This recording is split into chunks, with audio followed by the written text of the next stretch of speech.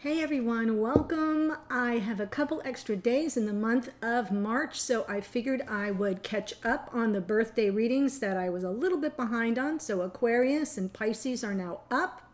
And since we are heading into Aries season on the 20th, which also marks the vernal equinox, I thought I would bring you a special reading for that occasion as well. So this is a date and time specific reading all around the shift into Aries season, the equinox, and the beginning of a new astrological cycle.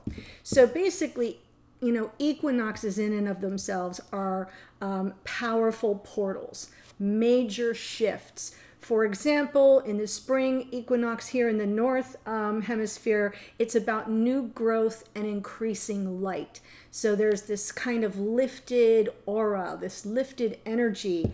I'm looking at my notes. That light is of consciousness and our will, action initiating energies, and ambition is all powerfully enhanced when the sun transitions into Aries on the 20th and we begin a new cycle astrologically speaking. So a little bit about Aries, because it's really part of this equinox, is it's a masculine sign, fire sign, cardinal sign. So it's about new chapters and initiatives. It's an active inspiration, I'd put that in quotes, active inspiration. The Aries is symbolized by the pioneer and the warrior, and its glyph, which is the ram, signifies a leader who blazes new trails. So I love that for Aries. We're moving into your season if you're here as an Aries, so that's going to be an exciting time. But the spring equinox or fall equinox, as it were, coming online is also exciting. So here's what this reading is about. It's time to initiate something in your life. And wherever Aries is in your natal chart, that's what's really likely impacted the most. So for example, I have Aries split between 9th and 10th houses. 9th house of beliefs, philosophy, right? And the 10th house of career and success. So here I am working in an area where I do have some philosophies about twin flame. I do have some philosophies and beliefs about relationships and partnerships that I don't always share here, but I've been wanting to. It's kind of been bubbling up in my consciousness every now and then. And I also have this opportunity and a platform to share those. So it's perfect timing for me to initiate that inspiration in the membership, the second tier, the Very Wise Priestess, where I will be offering master classes. And that's where I can kind of spearhead and initiate that area of my life that's kind of been lying dormant for a while. See how that works? So check where Aries is in your chart. Look up the meaning of the houses. That will probably be a topic in the master classes too. And get a flavor for where this new cycle may be taking you. Exciting. Okay, so that's it. Venus also, by the way, does join the sun in Aries on the 21st, the day after. So your way of love and relating may be more impulsive, and your desire for companionship may be strong. So things can start quickly, but things can also end quickly. So knowledge is power. Now that you know that you may feel more like acting on impulse, think twice. Okay, just think twice. So this will be a special little spread for the equinox, and I hope you like it. It's just general for the collective of those of you watching. You know that I draw off your energies, so you'll see yourselves popping in and out of the spread. So first I want to start with the Sacred Traveler. Oh, lovely, lovely, lovely. Nice. So I always like to tell you that when I pull these cards, it's kind of where we've been, where we are, where we're headed. So wondrous universe, walk in beauty. We've been in this sort of energy of looking around and the world, maybe when we start to ascend and especially at little intervals of spiritual awakening, and we move up and up and up in our vibration, the colors look more vibrant. Everything looks like we are walking in beauty. It's beautiful to experience that, because I know for myself, before I started really kind of opening up, everything was in shades of gray. And then all of a sudden I started noticing how blue the sky was. It never looked that blue to me before. It's the same sky. It's been the same. You know, I mean, I'm not talking like for years and years I lived in, you know, inclement weather. I've been here in Florida for for like ever, and it just started to, I started to notice the greener grass, the turquoise of the Gulf of Mexico. You see what I'm saying? That's where I feel we've been coming from. Our eyes have been opening, the blinders, the veil has been lifted, and we see the universe as being wondrous as we walk among its beauty. Where are we right now? Cleansing waters, purification activates vibrant life force. So as we step into this new season, this new powerful portal of the equinox, and into a new season of Aries, right? This purification will activate vibrant, see, you gotta say that slowly, life force. I feel like there's a purging happening, cleansing happening. This will tell you that it's time when the full moon comes in Libra toward the end of the month, right? Really do a lot of purification, really do a lot of cleansing. You can do Epsom salt baths, you can sage, you can use what are these? Everything's escaping my mind. You know, you can use somebody put it in the comments, I just forgot what it is, but you can use these wands to, selenite, oh my gosh, selenite, to really kind of cleanse and purify. But this is where we are right now. We're kind of cleansing ourselves and preparing to activate our vibrant life force, which then, where we're headed, reaching our destination, your light is shining brightly. And I love the bubble. I love the little bubbles, and how it's almost as if this amazing castle is where we're headed, and it's suspended in midair, reaching your destination. Feel it's a little bit sort of Oz-ish, if I'm being honest, but even still, once she reached her destination, she learned it wasn't her destination after all, that her destination was right where she was to begin with.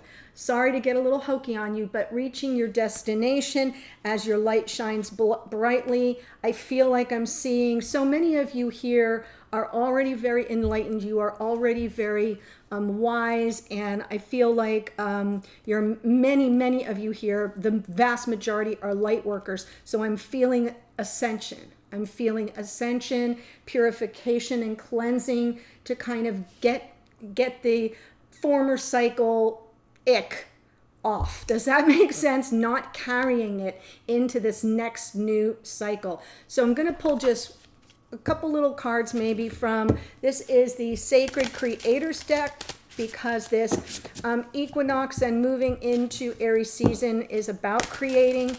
It is about being inspired. So let's see if we get any little hits from this deck. Ooh.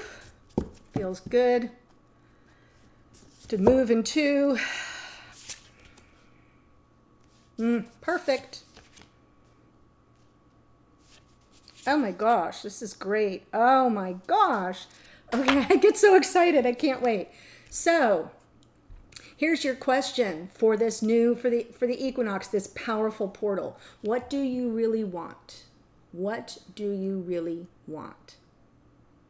That's a Two of Wands moment, in all honesty. That's with the world of possibilities in the palm of your hand. You can see it, all those possibilities stretched out before you, but you have to choose the path, and you have to know what you want. Perfect. Next card says, shift.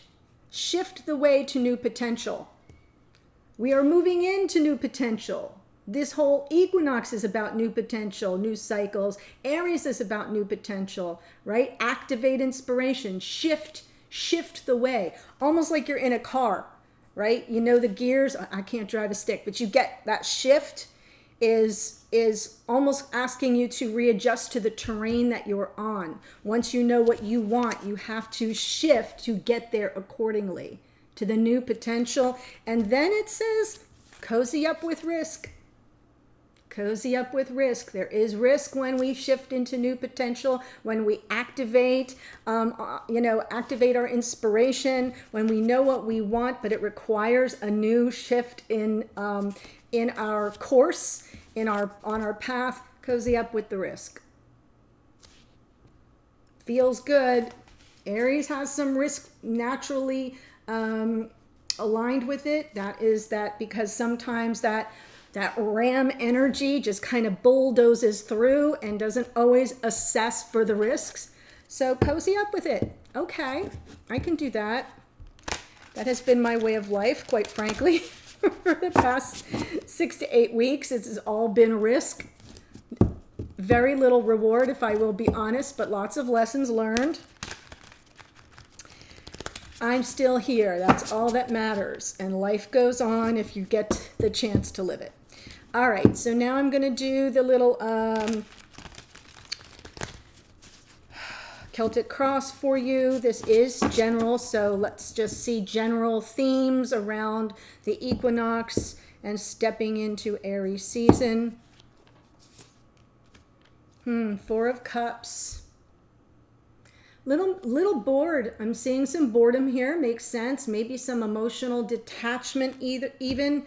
This is what's happening to us at the present time, where we are energetically, our state of mind, or how we may be even perceiving the situation at hand. So if you may be perceiving that someone is emotionally detached from you, so feel free to flip that around if you need to.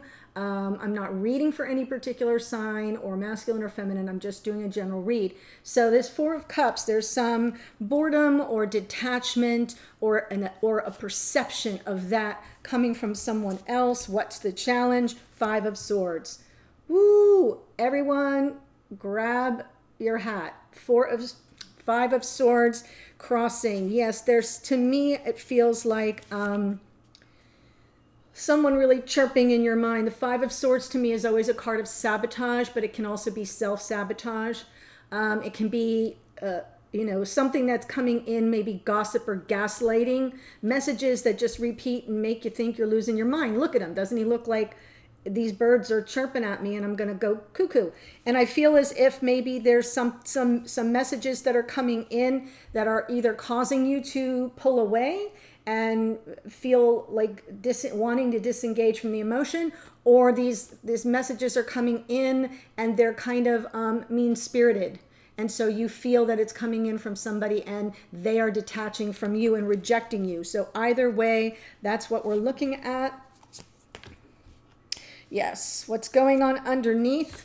Nine of Swords, lots of anxiety. The below energy is kind of what's happening in your subconscious. It's not letting you rest. You're worried about it. You're stressed about it. It's not letting you rest.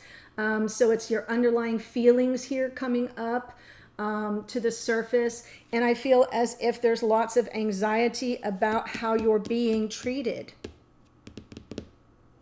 Am I being set up? Am I being set up? Am I being, like, is this a futile effort? Yes, in the past you've been hurt before. Three of Swords.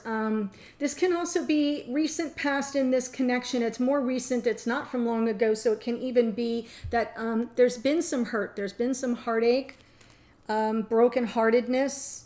And now I feel the worry is, am I going right back through that same cycle? Oof. Here's the above is your aspiration. Your goal is to be patient and see what grows organically, right? I'm going to nurture it. I'm going to tend to it. I know the seeds have been planted, and I'm just going to try to have the patience to see how things evolve organically. So this is kind of interesting because it says that there's a wait and see approach. While you're not feeling very good about what's going on so far, this tells me that you don't want to jump to any conclusions. So you're going to kind of, give it time. Give it a little time. A wait and see approach feels good considering in consideration of these cards. The future, Six of Swords, wonderful. So for this patience, your reward is you get to move to calmer waters. Obviously, this is where you're headed, and it's the future. It's what's likely to occur in this period, in this phase. So like probably for the next few weeks. However, I have to clarify it and see, does it mean that you just choose to move on and get away from all this energy? Or is it that the patience and the not jumping to conclusions allowed you to get the clarity you need and the balance of mind that you desire so that you can move forward and get beyond this turbulent energy? Okay. King of Wands is on the bottom, just FYI, in case there's a King of Wands in your world. It could just mean it's someone you're highly attracted to. Okay, so let me just move my cards. You know how crazy I am about that. So let's look at the Four of Cups. I chose the Light Seers deck, so if you're not familiar, and this is the Magic Seers little clarifier, so all the seeing cards are out.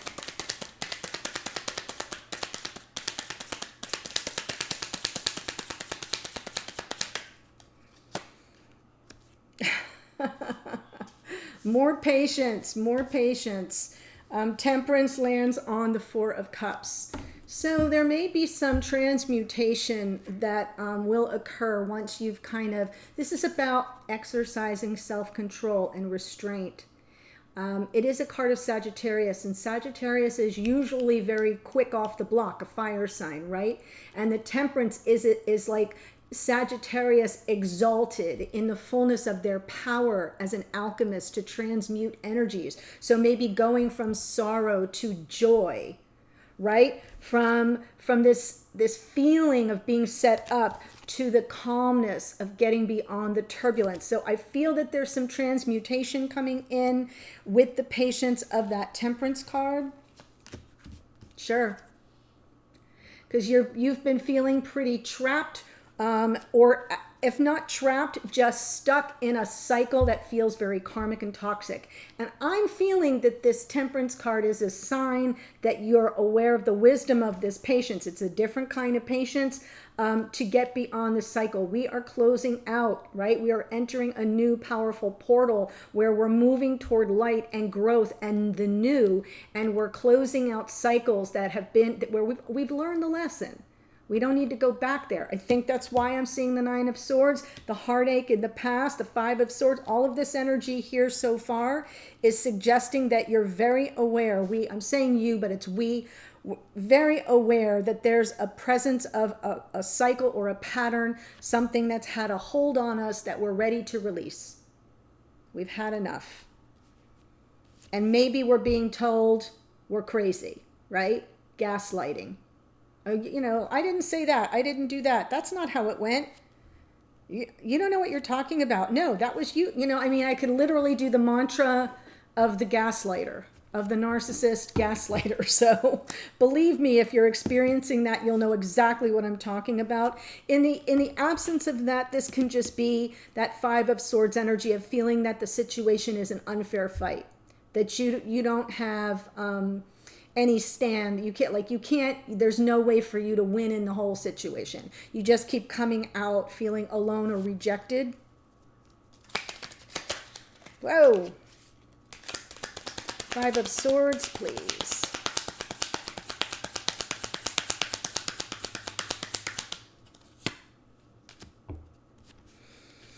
So the challenge here is to continue to do that inner work. I feel like for some of you, it may be, for some of us, I should say, it may be that you need to kind of pull yourself out of the situation for a while.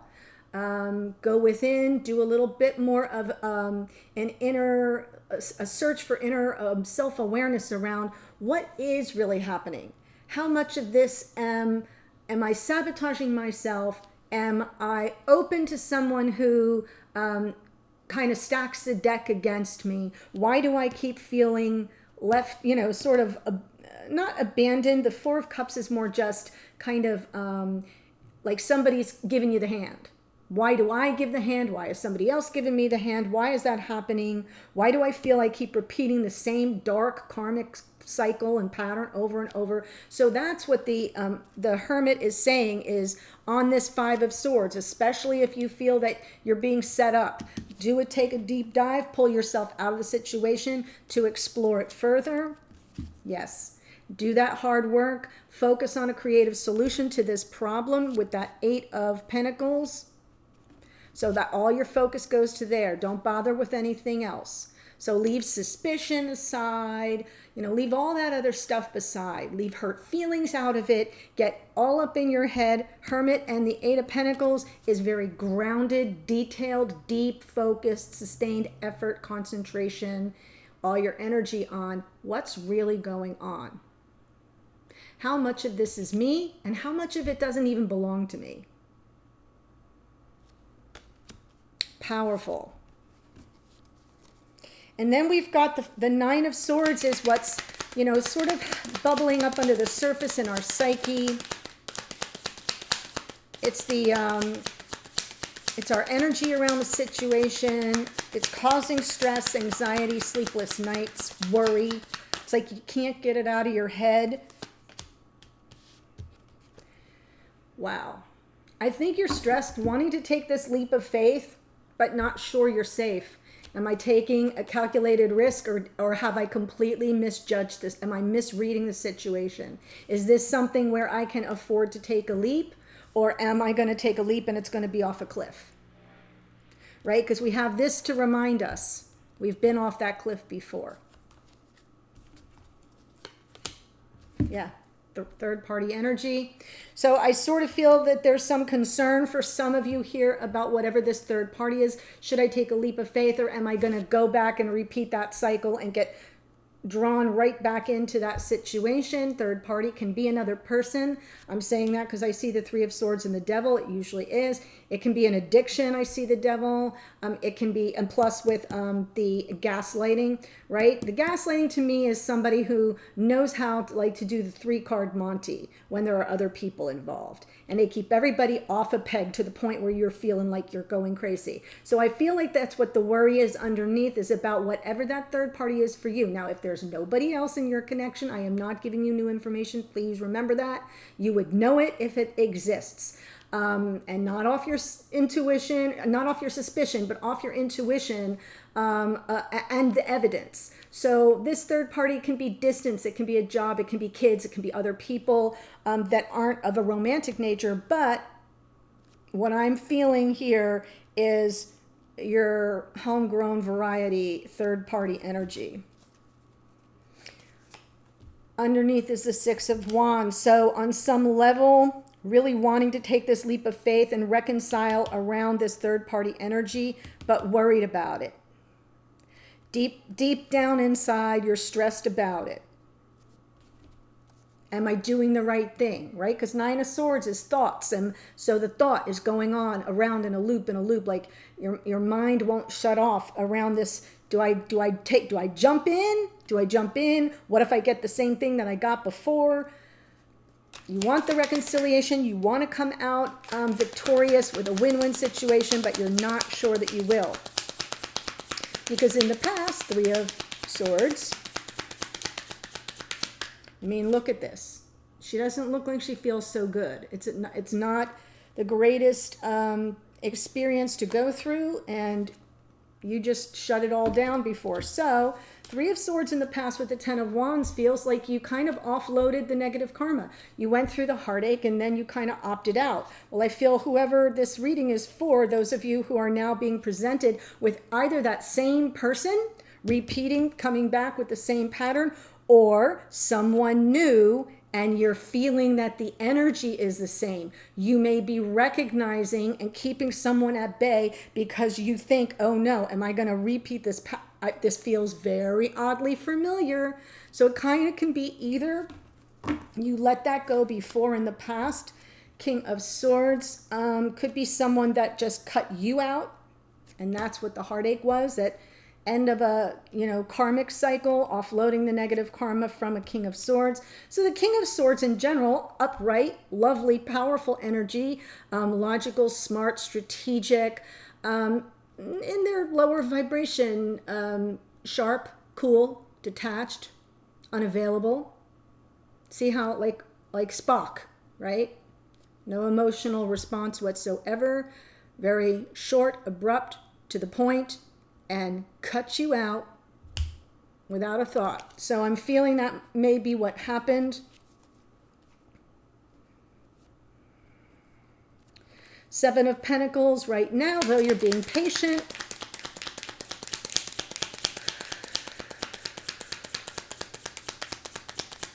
You're trying to hold out hope that what grows will be nurturing. Ooh, I love that the Queen of Swords comes out. almost as if you're waiting for your question and answer session. I love this. So for some of you, there may not be any communication right now. For some. In the event that that's true, this feels like the patience is around that opportunity where you say, okay, if we're going to go through this again, I have some questions, right? Question, truth seeker, truth teller, Queen of Swords. Let's cut to the chase. Let's get to the heart of the matter, because the last time it was my heart that was cut out. So I need to get clarity. I need some truths. So it could be that the Seven of Pentacles, patiently waiting that opportunity, whether you're in communication with this person or not, but especially if you're not. And wanting to see if there's transformation. Has anything changed? Has whatever this is gone and died off already, so that what is new and beautiful and leading toward happiness, see the sun breaking on the horizon, can come in? Because in the absence of any transformation, you're just going to get more of what you already got. So let's look at the future. And it is around a divine masculine. So that's good to know that there is a divine masculine in the picture here. That's either asking this question, has a transformation occurred, or a feminine asking the question, has this person ascended, evolved, gone from maybe this energy? Because honestly, the Emperor, just in general, the Emperor, which is Aries, by the way, so perfect for this reading, this energy is similar to this energy. It can be possessive, controlling, tyrannical, my way or the highway, right? It can be all that. So I'm just kind of floating that underneath, not around necessarily a divine masculine. It can just be about that energy. Has that been what has transformed? So I feel as if that's what you're waiting for, your opportunity to get to the truth about. In the future, I love this. And not far future. We're talking, the next couple of weeks. Six of Swords, Three of Pentacles, Five of Cups. I love it. I love it. I love it. Oh, and I love this too. Okay. So I'm going to tell you about that in a minute. What I'm seeing here is moving to calmer waters and that co-creative energy to help you let go of past hurts.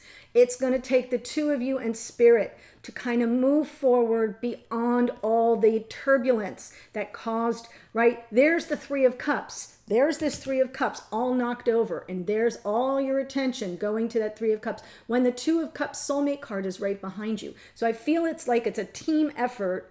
You, your divine counterpart, and spirit, or the person that you're involved with or concerned about, working together co-creatively to kind of build something stronger and let go of past hurts, moving into that calmer energy. And the reason why I love that is because you're going to communicate about it. Yay! There's wanting to communicate. Now, this is what's underneath. So it's not what you're leading with, but it's what's motivating and pushing you forward, giving you the impetus. This is that initiation, right? Active and inspiration, because you're ready to close out that chapter, close the karmic toxic cycle, and begin anew. Endings and new beginnings in the World card with this message of love or apology, and relighting the torch of passion. Got it? I'm serious. This reading is perfect, spot on. Be clear about what you really want. Shift the way to your new potential. Cozy up with a little bit of risk, but you are, reaching your destination is where we're all headed. So I'm so excited to bring this reading to you. If it's speaking to you, here's what I want to do in the extended. I want to complete this reading. I will go through the advice card, the external factors, what's coming at us from the outside that may be beyond our control, hopes and or fears, as well as the outcome.